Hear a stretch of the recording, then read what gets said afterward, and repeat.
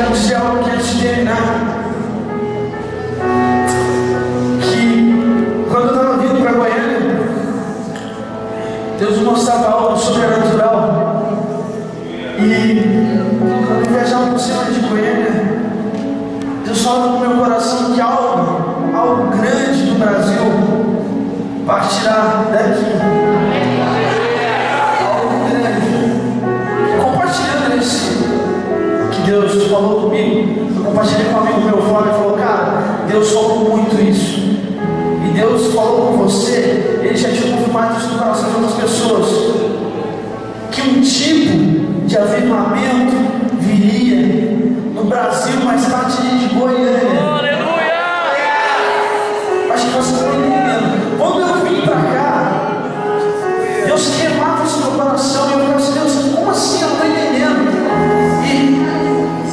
E eu vim de mudança para cá. Não sei se o que Deus quer fazer, mas Deus falou assim: meu irmão, eu estou te tirando de Belo Horizonte, vou te colocar em Goiânia. Sabe por quê?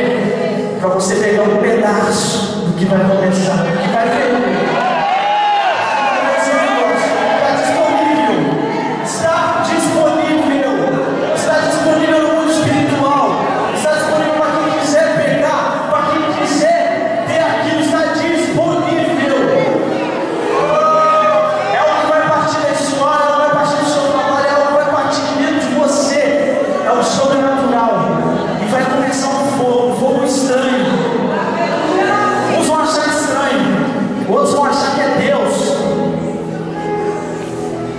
Mas está vindo do céu,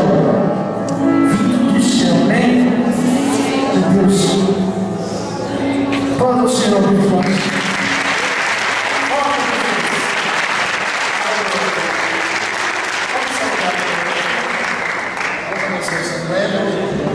Em nome de Jesus. Quem cansou? Amém? Eu vou ser cansado. Mas Deus vai te renovar. Bom? Vai te dar força aí. Quantos querem mais de Deus? Deus ainda tem a palavra. Vamos agora para o segundo momento da palavra. Não vai embora, tá? Muito feio quando nós trazemos alguém de fora e começa a colocar em fora. Mas aqui não, porque é lavado, né? Todo mundo lavado no sangue, muito vermelho.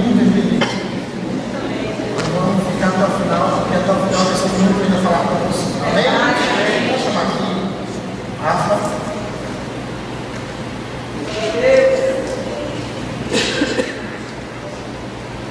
Rafael é meu amigo de muito tempo, então não coisa nova.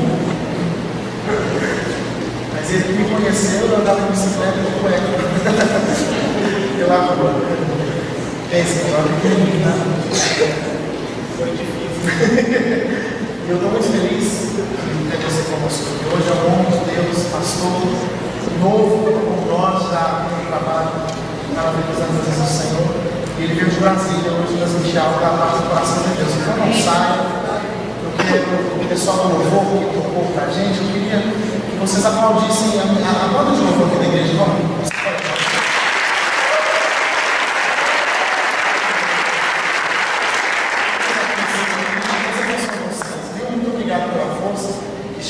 Vocês estão liberados. Eu falei: olha, agora vocês podem ir embora, vocês só vão tocar, vocês não é líder, então vocês vão tocar o ano-chave, pode no compromisso se vocês estiverem a voz. Então aqui o está liberado, vai que já está vendo buscar, já está liberado. Deus abençoe. Nós vamos no segundo momento, não saia, não atrapalhe esse momento, tá? E nós vamos ser muito edificados agora em nome de Jesus. A paz do Senhor. Amém? Amém?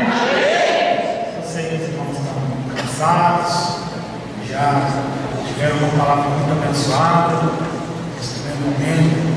Agora o louvor bem tremendo, o pastor Santelmo, Deus continue te usando.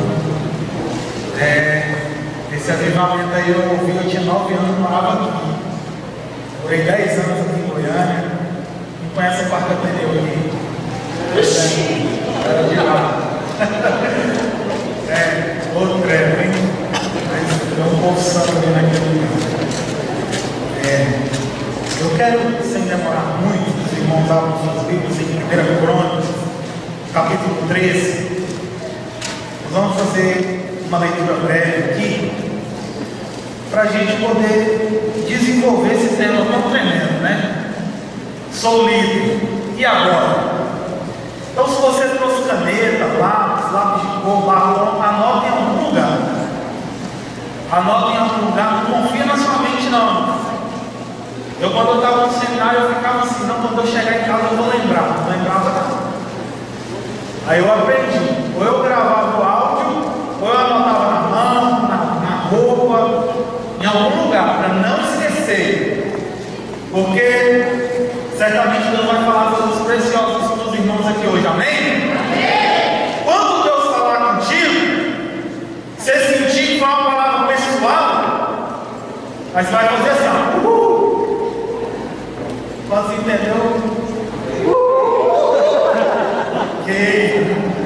Amém? Glória a Deus. Se doer, faz o luto mesmo jeito. Não vai esconder, não. Ok? Vamos ler. Assim, sentados como estão, descansar aqui. Davi, né, reúne todos os seus capitães. Capítulo 13, 1 ponto, verso 1 diz: E consultou Davi os capitães de 1000, os de 100, e todos os príncipes, e disse a toda a congregação de Israel: Se bem vos parece, e se vem isso do Senhor, nosso Deus, enviemos depressa mensageiro a todos os nossos outros irmãos, todas as terras de Israel, e aos sacerdotes, e aos levitas, com eles nas cidades e nos seus arredores, para que se reúnam conosco. Tornemos-nos a trazer para nós a arca do nosso Deus. Vamos falar bem alto. Tornemos-nos a trazer para nós a arca do nosso Deus. Eu sou líder. E agora?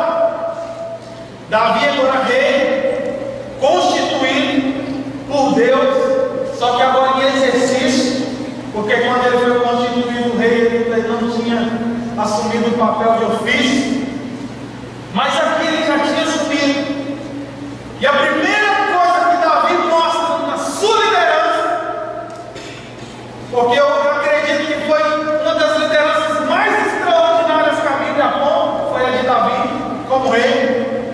Então nós vamos ver os prós e os contras dessa liderança extraordinária dele. A primeira coisa que Davi reconhece na sua liderança é a submissão aos seus liderados. Ele reúne todos os líderes que estão debaixo da autoridade dele e se submete à autoridade deles.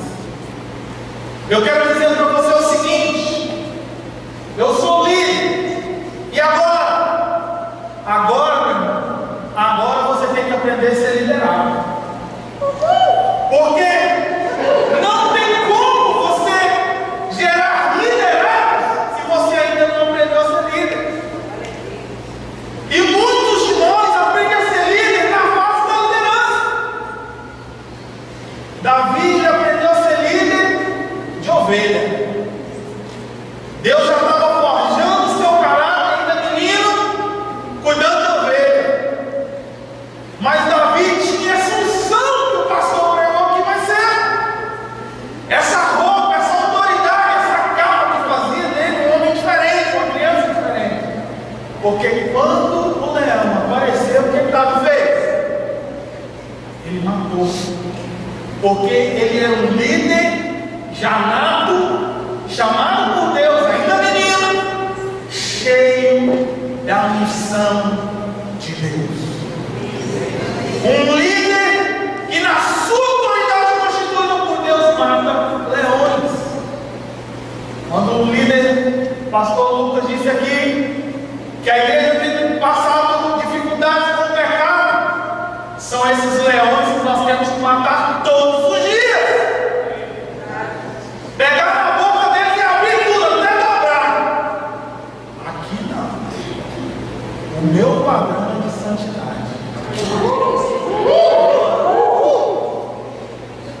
A submissão. Eu aprendi uma coisa há muito tempo atrás. Eu fui num acampamento da igreja, menino. Eu orava para Deus, pedia ao Senhor que Ele me desse muita sabedoria. Eu tinha uma sede extraordinária de aprender a palavra de Deus. Li a Bíblia muito. Eu treinei futebol na Praça dos Esportes aqui em Goiânia, quando eu era criança. Joguei na Serrinha, no Goiânia, aqui quando era menino. E várias vezes eu ia de chuteiro em casa, pegava a Bíblia, levava lá para a escolinha de futebol e falava para minha mãe: mãe, olha aqui no Apocalipse, onde fala do fim do mundo. Porque eu vou mostrar para os meninos lá no futebol que Jesus vai voltar. Deus já estava forjando no coração o desejo de liderar, de consolidar vidas na palavra de Deus.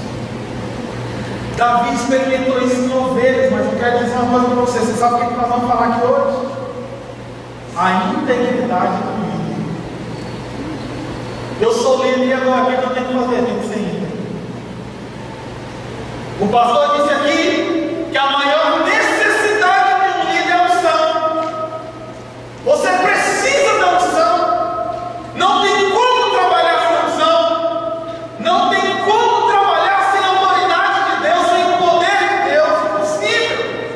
Você pode até fazer, mas infelizmente você vai se frustrar.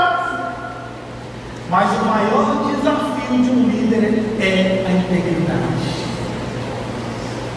Porque é exatamente na integridade que moram os maiores desafios de um líder. E quando nós somos líderes, temos pessoas acima de nós que muitas vezes nos falam duro, nos apertam, quer direcionar para nós um caminho. Chegou a hora de você se mostrar um líder íntegro ou não. Ou você vai receber essa palavra calado, se submeter a ela e obedecer para a glória de Deus, ou você vai falhar na sua integridade.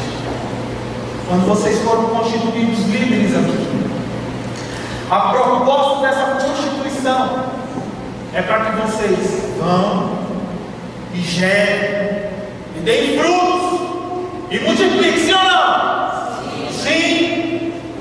Mas tem uma diferença muito grande de gerar e fazer. Tem pessoas que vivem de fazer a obra. E muitas dessas pessoas estão envolvidas com a obra, mas não estão envolvidas com o Senhor da obra. Se deixam levar pelos afazeres da igreja, mas se esquecem de permanecer com a sua integridade pura e santa na presença de Deus. Você não pode se esquecer disso. A sua integridade espiritual é a coisa mais importante que existe. E Davi sabia disso. A arca estava 100 anos em outro lugar. A arca representava nada mais, nada menos do que a presença de Deus, a unção de Deus. E as pessoas nem sentiam falta dela. As pessoas nem sequer tinham saudade dela. Mas quando Davi assumiu a posição de reinado, ele reúne os seus liderados e propõe trazer um avivamento para Jerusalém. Amém?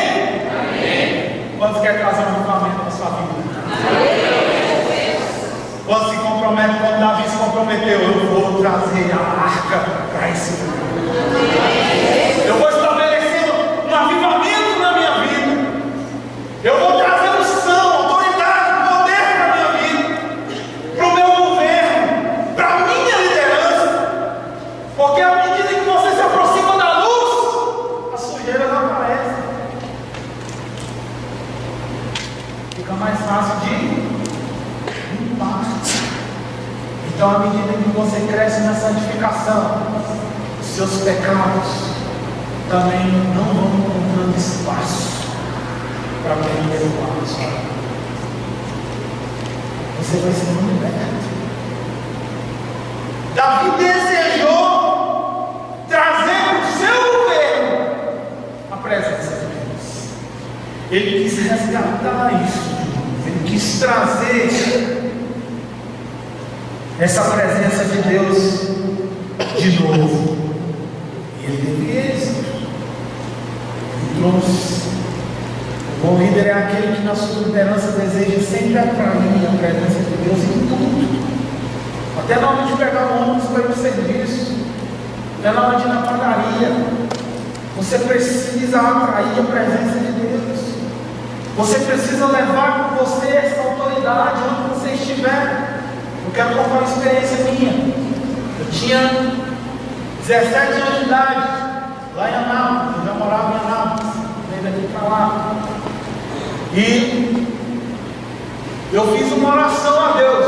Aos 14 anos o Senhor me chamou para uma missionária. Eu me entreguei para missões. Atendi o apelo, fui lá na frente, chorei e tal, aquele negócio, Deus falou comigo. Naquela oração criança eu falei, Senhor, eu não quero ser missionário. Assim, que vão, que como, que vai nada, que está ouvindo, mas não, eu quero ter coisa diferente, eu quero experimentar o seu poder, não sei, eu nem sabia que eu estava orando. Mas Deus sabia. Deus sabia. Eu falei, Senhor, quando você me chamar, eu quero esse teste, eu quero essa prova, eu quero ver o seu poder. Faz acontecer, né? 17 anos, eu fui no acampamento da igreja. Era da igreja Assembleia lá de Anápolis. Passei por aí no ministério, teve um acampamento. Eu fui receber demais naquele acampamento. Meu Deus do céu, eu chorava. Eu era assim, quando eu me salvei, eu sempre choro. Desculpa, planta bananeira, roda. Choro de inchar, cara. Né? Chorei muito naquele dia. E o Senhor falou para mim assim, naquele dia, agora, eu vou te ajudar. Eu falei para Deus, Senhor, eu vou ter plena consciência disso. Se eu fizer uma viagem para o exterior antes de completar 18 anos, o pastor organiza uma viagem missionária na igreja, qual é o primeiro nome que ele fala? O meu, eu só prometi dinheiro, não tem problema na igreja. Então, antes de completar os 18 anos, eu saí do país. Eu falei, você não tem alguma coisa comigo mesmo. Só que falta agora ver um milagre. Entrei dentro do ônibus, em Goiânia, em Anápolis, numa reunião como essa, no centro da cidade, 6h30 da tarde, horário de pico, dois amigos meus, a Eleusa e a Miriam. Nós éramos de oração na igreja, jovens de 17 anos de idade. Um homem passou mal dentro do ônibus lotado. Nós não vimos o que estava. Eu olhei e vi o Senhor caindo, com os olhos virados, e as pessoas saindo de perto. E Deus falou para mim no meu coração assim: agora vai lá e põe a mão na cabeça dele. Porque quando nós oramos e pedimos para Deus assim: Senhor, agora eu quero fazer diferença, me usa. Você está achando que ele vai te colocar aqui em cima para todo mundo sem viver experiência nenhuma? Não, meu irmão, Deus vai forjar seu caráter. Deus vai ver até onde você vai na sua audácia, na sua ousadia, na sua perspicácia, porque homem de Deus tem que ter ousadia. Deus não usa covarde. Deus não usa quem dorme. Deus usa aquele que está dentro da presença de Deus desde o primeiro momento até o último, e ele não dispensa nada para não perder a bênção dele.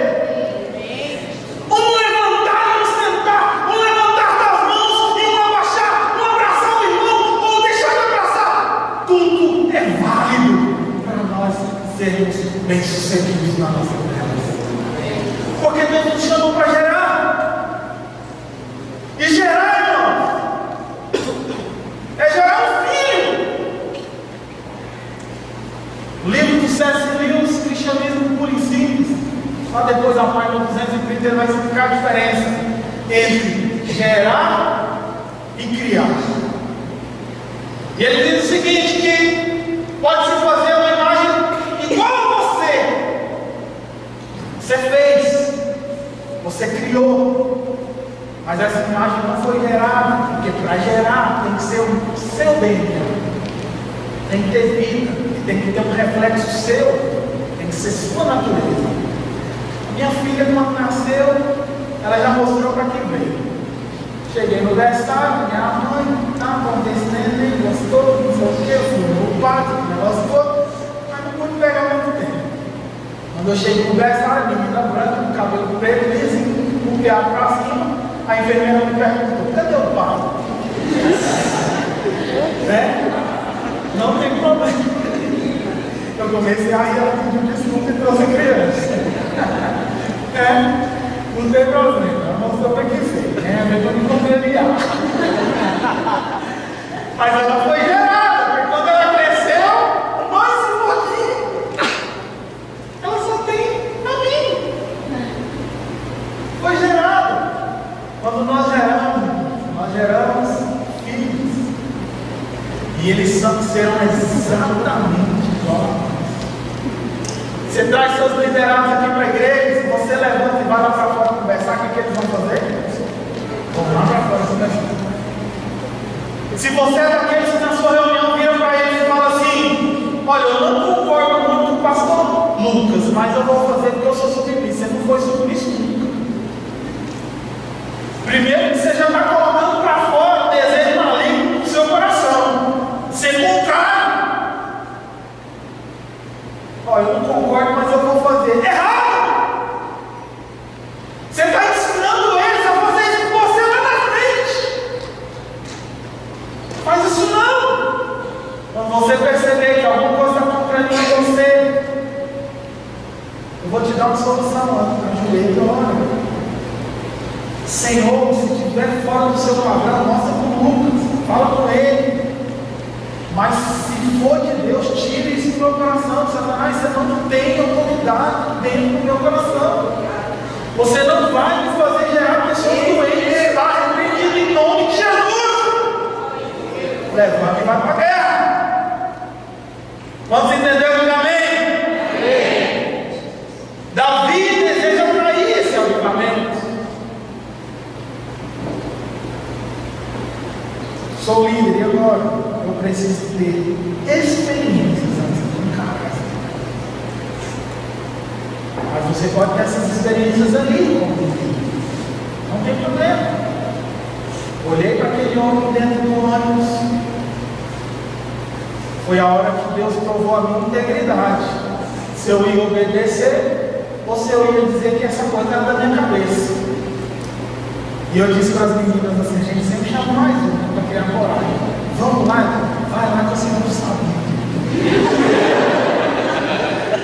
Mas eu fui. Coloquei a mão na cabeça daquele, eu tinha 17 anos, coloquei a mão na cabeça daquele homem e fui tomado de ousadia. Porque eu fui. Deus só esperava que eu fosse. Falei o mistério naquele lugar, repreendi aquela morte que eu senti na hora. E aquele homem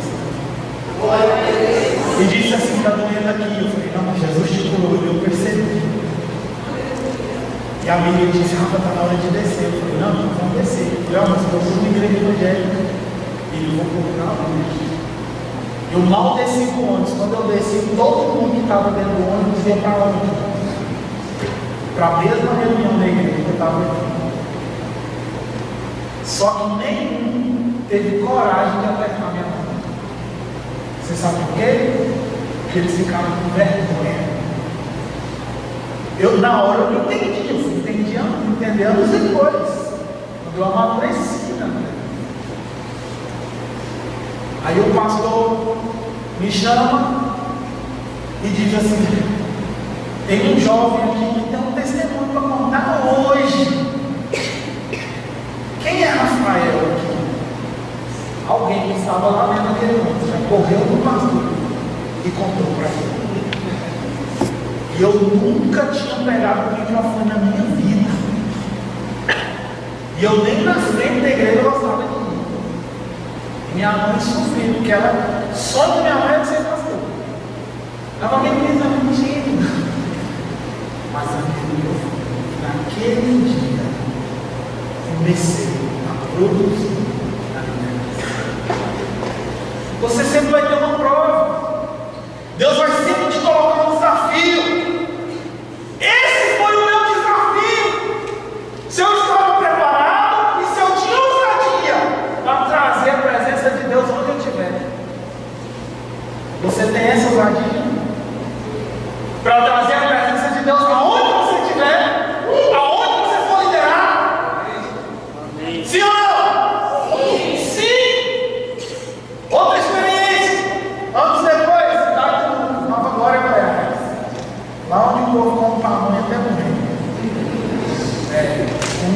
pouco aí. Ninguém falou o número. E meu primo, dirigindo a ambulância da prefeitura, foi chamado para socorrer uma emergência, uma criança em séries. Nós íamos passar no hospital número 10, pegar essa criança para vir para Goiânia. Hospital aqui, materno infantil, se não estiver enganado. Ele falou, Rafa, vamos comigo, eu dirigi à noite, eu vou e volto, e eu não quero ir sozinho. Nós passamos em séries, pegamos aquela criança. Para mim era criança normal, mas quando cheguei vi que não era. Era uma UTI que eles instalaram na ambulância, criança na incubadora. Nasceu de 5 para 6 meses. E a criança era do tamanho desse tablet, era bem pequenininho. E a mãe aflita, a avó, entrada na ambulância, nós viemos para Goiânia. Em Nerópolis, o carro parou porque a avó ficou enjoada, gritando, querendo barulho, assim, ver nada, geralmente a pessoa passa mal. Parou em Nerópolis, a rodoviária aqui na pista, foi no banheiro e eu entrei dentro do baú dessa ambulância para vigiar a criança, só ficar olhando, não podia fazer nada, eu parei tudo ali. E eu entrei e Deus falou para mim assim, ora por essa criança. Eu olhei para um lado, olhei para o outro, nem vergonha, eu entrei. É assim de vergonha mesmo, a gente é assim, você vai aprender, não precisa aprender. Aí que usar uma mente para fazer o Senhor do carro, por essa criança, só fazer isso. Esqueci disso. Estou sendo essa criança por meses depois, fim de ano. Vou pregar um culto de libertação numa Assembleia de Deus lá em Jardim Paulista. Nunca sabia onde é que foi. E nem era também a cidade da pessoa. Eu olho na tribuna assim, tá a avó do neném, sozinha. E aí, quando me deram a palavra, não sei por que eu fui falar aquilo. Favor, eu disse assim: ah, estou vendo a senhora ali, volta de criança, que vai levar para a ambulância. Quero dizer para a senhora que Deus me incomodou a orar por aquela criança dentro da UTI daquela ambulância. Eu intercedi por aquela criança, viu? Amém? Ela levantou, gritando e berrando. Ela vai me acusar. Foi. Só começou a ficar diferente, porque o grito dela era de intuição. E ela disse assim: eu sabia que alguma coisa tinha acontecido no meio do caminho. Porque meu neto saiu de séries com mais da metade dos seus órgãos em fome e chegou em Goiânia perfeito.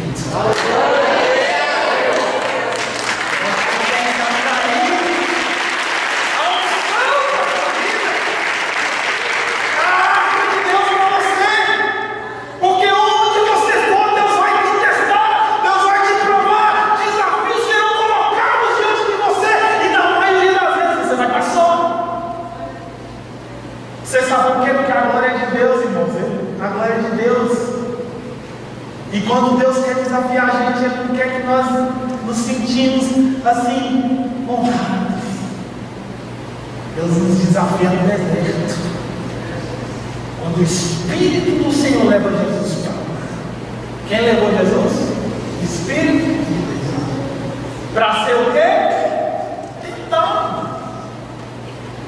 Na maioria das vezes nós estamos sós, como eu estava. Todas essas vezes que eu tivesse nesse período. E agora eu tenho a maior de todas as experiências de cura na minha vida.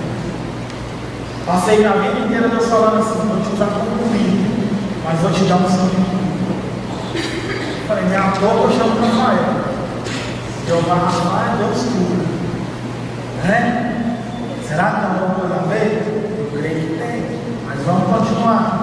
Quero falar para vocês.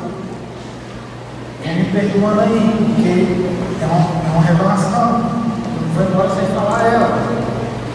Amém? Amém. Vou tentar ser o mais rápido possível. Davi também entende que para que essa presença de Deus chegue até a sua liderança, todos têm que estar em comum acordo. Ele reúne todo mundo. E o conselho tinha que ser unânime para que isso pudesse acontecer. Você sabe o que mais acontece na liderança de jovens?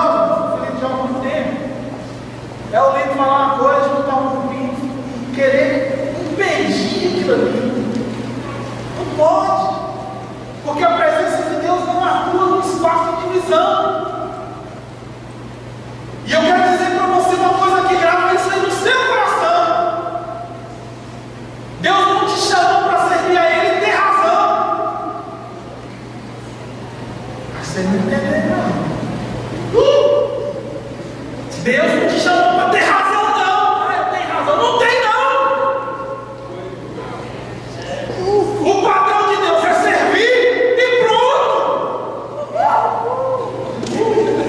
Acabou. O padrão de Deus é Mateus 20. Eu vim para servir e dar a minha vida em resgate de muitos. Jesus se colocou como um igual e não como um superior a seus liderados. E é tão verdade que ele chega e vai lavar os pés dos discípulos. Quem fazia isso eram os escravos. Pedro fica envergonhado, rapaz, Jesus passa por que Jesus? Você ficou doido? Quem lava pé de escravo, você ficou doido? Você vai lavar o pé, não, pelo amor de Deus, Jesus, o que você está fazendo? Foi mais ou menos assim a reação de Pedro. Sai fora, Jesus. Não, Jesus. Sai para lá, fecha a porta aí. Não, Jesus, o povo vai ver. Você é vergonhoso demais, você é meu líder. Aí Jesus vira para ele e fala assim: se você não deixar eu lavar o seu pé, você não tem parte comigo. Olha lá, o povo inteiro. Aleluia. Porque uma coisa é estar perto, outra coisa é participar.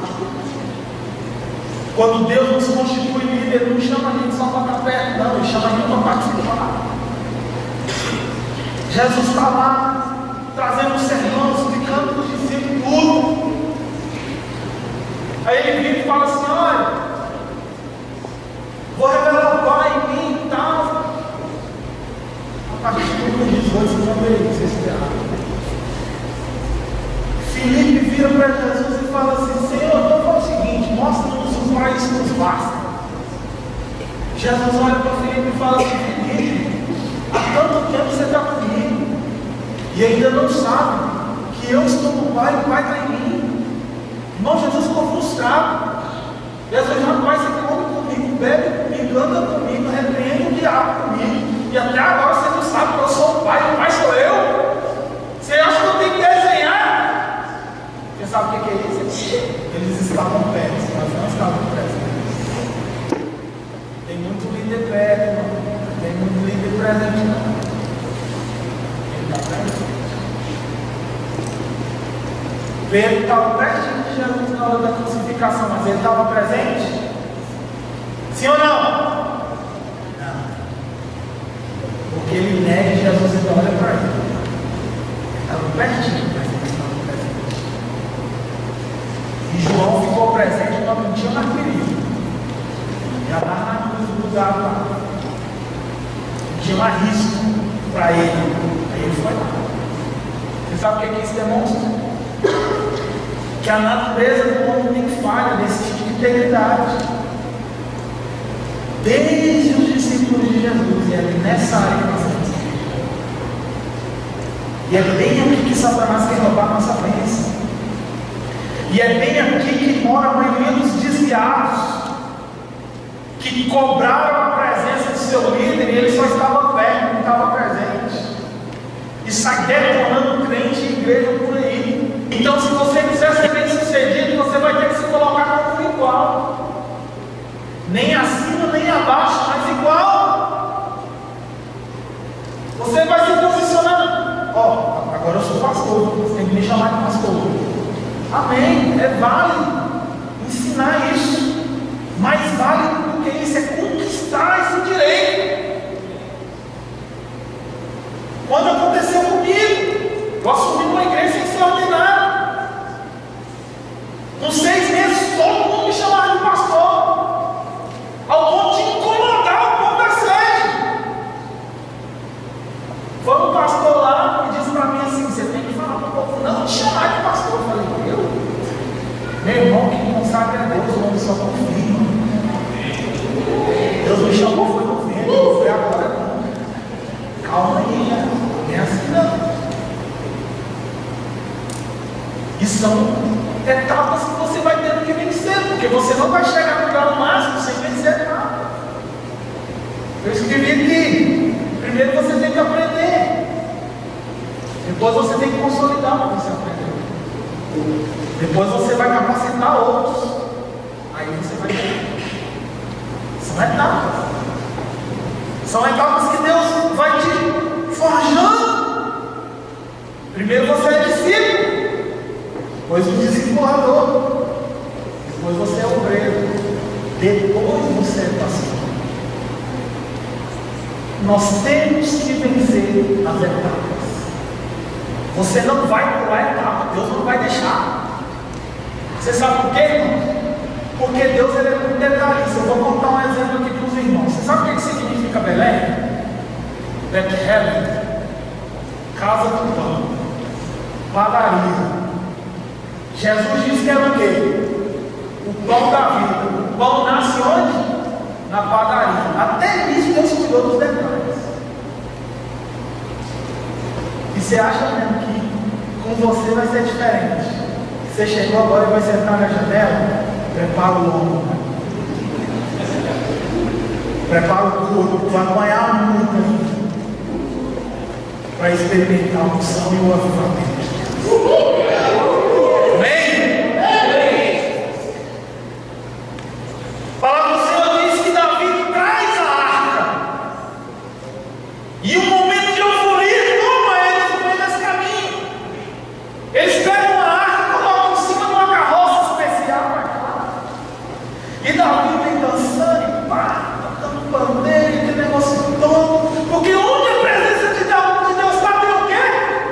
Alegria. Mas teve morte também. A arca ia cair. E o irmãozinho foi lá segurar. O que aconteceu com ele? Ele morreu.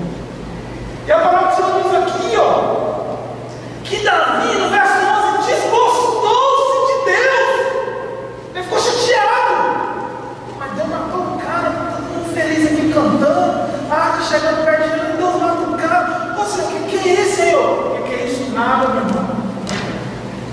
A presença de Deus ela é boa, mas tem que ser feito direito. Deus não leva desaforo para casa. Deus falou que a arca tinha que ser carregada pelas mãos de homens, tinha que ser 4. Tinha que ser sacerdote da tribo de Levi, não podia ser outro. Davi pega a arca e põe em cima da carroça. Não, mas está dando certo. Ficou até mais fácil. Ficou até mais rápido de fazer. Mas custou a vida de um homem que não tinha nada a ver com isso. E Davi temeu, a palavra do Senhor diz aqui, no verso 12, temeu Davi a Deus naquele dia, e disse, como eu trarei a arca de Deus da minha casa? Porque ele teve medo. A presença de Deus, ela traz alegria, mas você tem que entrar com alegria e com medo ao mesmo tempo. A palavra do Senhor diz assim, guarda o teu pé, quando entrares na casa de Deus. Mas a palavra do Senhor também diz assim, alegrei quando me disseram, eu tenho que ir com alegria, mas não tenho que ir com o pé guardado. Ou você acha que você vai pecar e vai continuar do mesmo jeito? Ah não, peço perdão que resolve. Para, isso é coisa do diabo.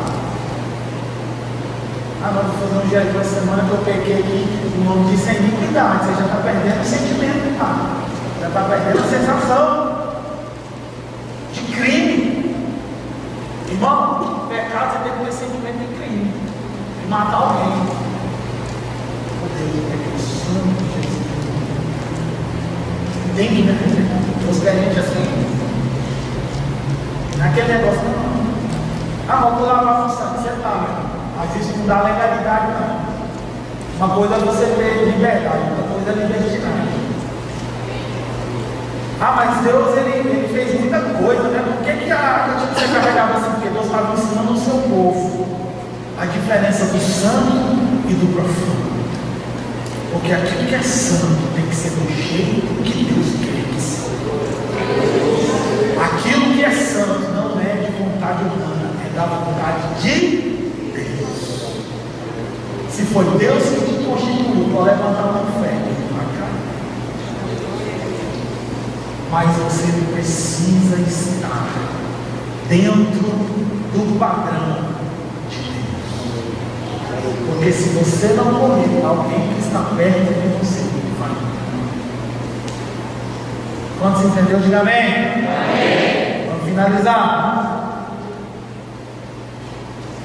A arca de Deus ficou 3 meses na casa de Obed-Edom, porque quando Davi entendeu, ele colocou a arca lá na casa de Obed-Edom, que era sacerdote, filho de sacerdote.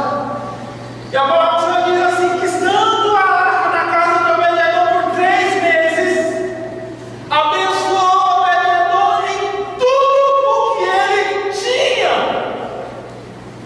A presença de Deus muda tudo, irmão. A presença de Deus acaba com a crise. Estou com crise no meu relacionamento. Vamos atrair a presença de Deus nesse relacionamento. Não tem brecha, vamos orar. Estou com crise dentro da minha casa. Vamos atrair a presença de Deus lá para dentro. Porque a presença de Deus, ela supera tudo, ela muda tudo. Ela resolve. Sabe qual é o problema? Na maioria das crises de casamento, ninguém quer trazer a presença de Deus, porque a presença de Deus requer perdão.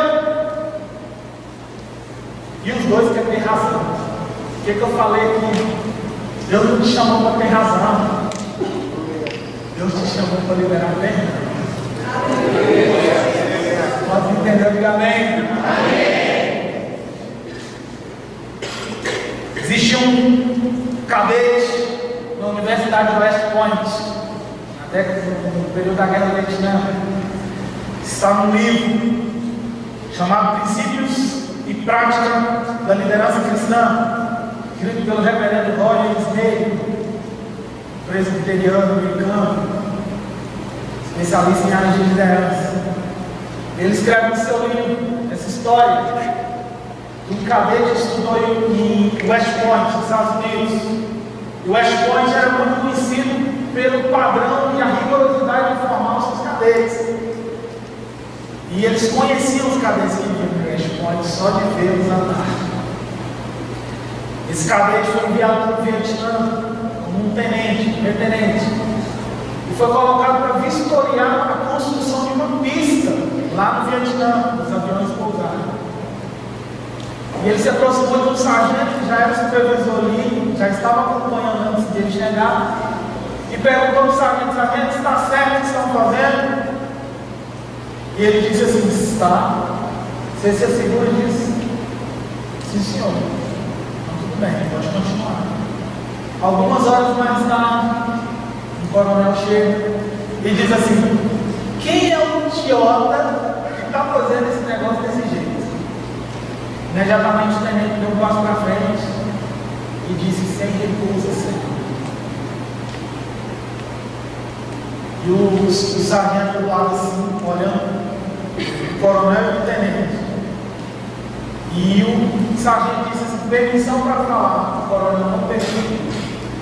Virou para o tenente e falou assim: você veio do West Point? Foi? Foi. Ok, foi embora. Horas mais tarde chega uma carta. Aquele coronel convidando aquele tenente para participar do seu grupo de elite, patente assim. Porque ficou nítido a integridade daquele rapaz. Todas as pessoas que eram formadas em West Point eram íntegras. E lá eles não ensinavam a palavra de Deus para a pessoa que saía daqui íntegra e honesta, por causa do regime que eles colocavam na educação. E ele escreve no seu livro: se uma escola é capaz de reger o ser humano sem a palavra de Deus, em ser honesto, quanto mais nós que somos cristãos, nós temos que ter essa habilidade. E ele faz uma pergunta no seu livro: todo cristão que eu vejo, eu posso associá-lo à integridade? Ou toda pessoa íntegra que eu vejo, eu posso dizer que ela é cristã? Sim ou não? Não. Porque nós frustramos o desejo de Deus, que era esse. Quando meu avô era pastor em Nova Glória, na Pacinho, a palavra dele era assim: eu vou levar essa conta, daqui 3 meses eu pago. E eles falavam assim: pode levar mais nada. Porque um pastor não precisava nem ter folha de cheque, nem cartão de crédito. Comprava em qualquer lugar. E hoje não precisa responder. Mas eu quero declarar, eu quero profetizar. E hoje fazer isso. Pode ficar de pé. Essa igreja vai ser conhecida em seus livros pela integridade. Deus falou isso para mim em Brasília. Vai lá e fala que eles serão conhecidos por sua integridade. Não sai de lá sem falar isso. Eu disse amém. Eu vou fumar. Eu desejo, irmãos, é que essa igreja, esses são daqui, sejam conhecidos assim. Mas eu não só desejo, é claro que sim. Quero que você quiser descansar um pouco. Eu vou passar um videozinho ali. E eu quero que você abrace o irmão que está do seu lado. E agora eu vou falar para você. Espera só um minutinho. O que você não vê aqui, talvez a todos os irmãos é uma fase que eu estou vivendo hoje. Lembra que eu disse para os irmãos que hoje eu estou experimentando a prova máxima? Eu estou nessa. Porque quando Deus nos chama, Ele não fala onde você vai. Tem certeza que Samuel, quando eu chamei, ele sabia que não era ele. Talvez hoje ele chegue nos lugares e fala, nem merece. Não é assim? Mas Deus faz isso para ti. Aí você olha e fala assim, eu quero ser assim, vai perguntar para ele o que ele está passando. Tem certeza que você não vai querer. Vai experimentar essa unção. Vai experimentar essa autoridade. Mas eu quero dizer para você o seguinte, é claro que você não vai querer viver o que eu, o que ele, o pastor do está vivendo. Você tem que viver a sua experiência. Você tem que parar de testemunhar nos outros e passar a testemunhar nos seus propósitos, suas experiências. Contei algumas experiências minhas, mas nós vamos no vídeo na prática. Depois que você assistir o vídeo, eu vou ministrar sobre a vida de você. Pode explicar, se pode ser. Se tudo está difícil, a multidão já te cansou. O meu Deus nunca falha e nunca falhou. Se a luta é muito grande, ela te fez perder a fé. O meu Deus entra na guerra, peleja por você. Levante os teus olhos e veja o sobrenatural. Quem tem promessa de Deus vence o mal. Levante os teus olhos e veja o sobrenatural. Quem tem promessa de Deus vence o mal, vence o mal. Não morrerei enquanto a promessa não se cumprir. Quem tem promessa de Deus não morre não, não desiste não. E tenha fé, a fé de Abraão. Não morrerei enquanto a promessa não se cumprir.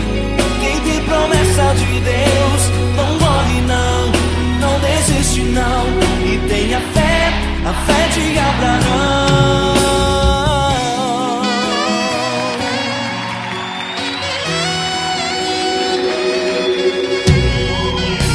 Se tudo está difícil, a multidão já te cansou. O meu Deus nunca falha e nunca falhou. Se a luta é muito grande, ela te fez perder a fé. O meu Deus entra na guerra, peleja por você. Levante os teus olhos e veja o sobrenatural. Quem tem promessa de Deus vence o mal.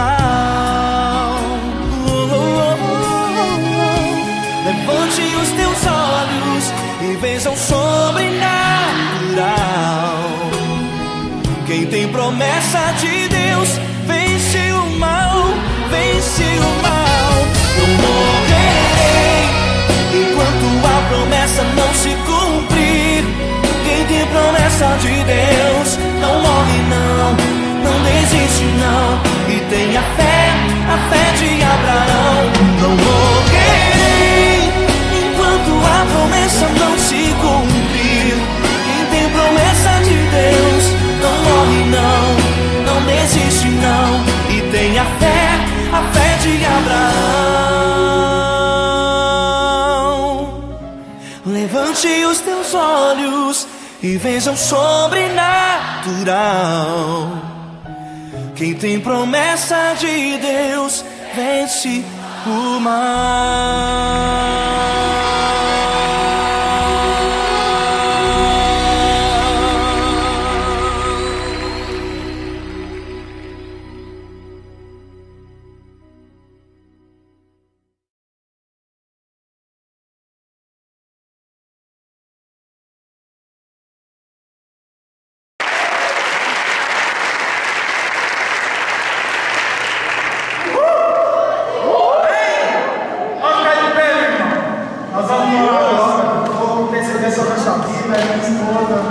Meus filhos aparecem ali, né? Nós estávamos trabalhando ativos na obra do Senhor. Ela passou mal, com dores de cabeça, com convulsões. E eu estava em Cuiabá trabalhando na igreja e ela passeando aqui em Brasília. Foi para o hospital, me ligou dizendo que ia ser operada no mesmo dia. E eu vim de avião, imediatamente larguei a igreja lá, para fazer. Desde então nós estamos lutando câncer no pulmão, endocarcinoma pulmonar. E ele sofreu metástase cerebral, caiu na corrente sanguínea e foi para no cérebro. E ela não morreu. Eles invadiram o ventrículo do cérebro dela, tiraram um pedaço dele, 30% do ventrículo. Eles precisaram invadir por baixo do cerebelo, que cuida da função motora do corpo. Fizeram uma reunião comigo, isso na quinta semana, depois de 4. E eles falaram, olha, as sequelas das nossas são inevitáveis. É muita certeza que ela não se lembra de mais nada, de você, dos filhos. É importante que você tenha paciência. Pode ser que ela não ande, pode ser que ela não fale direito. E o que você quer que a gente faça? Pode abrir, tira o que tiver que tirar, porque a gente sabe o que vai acontecer. Desde o primeiro momento que aquela entrou no hospital na neurocirurgia de Brasília, eu sabia que Deus estava dando um presente para mim. Eu ainda não entendi, mas sabe? Quando nós somos líderes, nós precisamos vencer algumas etapas para ter autoridade sobre aquelas situações. Para que quando as pessoas nos procurarem nessas situações semelhantes àquelas que você venceu, você tenha autoridade para repreender elas na vida dessas pessoas. Para Jesus vencer a morte, ele teve que passar. E Deus me deu uma prova máxima. Eu era criança, adolescente, orei por cura e as pessoas receberam essas coisas. Mas a coisa mais difícil para mim foi ter que orar por cura para mim, mulher. Ela falava para mim, já minha cabeça só comigo, não quero fazer outra cirurgia. E eu orava e ela tinha que fazer. Eu perguntava para Deus, você está querendo me ensinar? E Deus não respondia não. Mas eu entendi. Estava contando com o Lucas ali na casa dele. Eu fui orar de madrugada, muito preocupado. E eu disse para Deus assim, Senhor, o que está acontecendo? E o Senhor disse para mim assim, Rafael, você lembra daquele endemoniado que eu perguntei o nome para ele? Sim. Como é que era o nome dele? Região. Depois que ele me falou, eu tive autoridade para ele. Quando se tem um nome, se tem um poder, se tem um domínio. Quando um pai coloca o nome no filho, significa que agora o pai tem um poder e autoridade sobre aquela criança. E Deus colocou uma enfermidade terrível, permitiu. E a autoridade que Deus nos deu para que ela pudesse ser destituída, estar hoje normal, testemunhando para a glória de Deus é a mesma que eu vou dispensar sobre a sua vida. Então eu não sei qual é o seu problema, não precisa me dizer, mas eu dispenso, feche seus olhos, na autoridade do nome de Jesus, a cura em qualquer área.